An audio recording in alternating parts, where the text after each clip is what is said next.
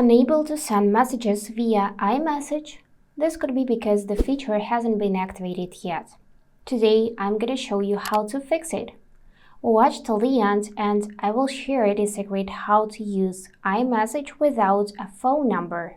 So to activate the feature, we need to go in Settings and then scroll down until Apps. And of course, find your Messages app in the list. Now by clicking it, we'll see iMessage feature, which uses wireless data to send messages between Apple devices. To turn that on, just toggle on the switch so it will light up green, and here you'll see waiting for activation. If the feature was turned on but still not working, then you can just turn it off here, wait a couple of seconds and turn back on.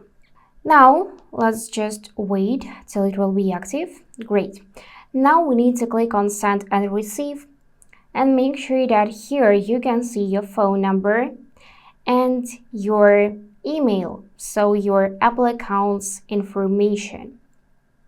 If you cannot see your phone number, then don't worry, you can just use your Apple ID or reverse just the phone number. Great, now let's go back to save changes. And the next thing we're gonna do is we're gonna open Messages, then swipe the app up to open it in Recents, and then close it from here by swiping up. Then let's test it. So I'm gonna open Messages again. And if you can see that your messages now turned blue, then iMessage feature is active. If the messages are green, then iMessage is disabled. So make sure that your messages are blue, and in that case, iMessage is working. So, as promised, you can use this feature even without a phone number.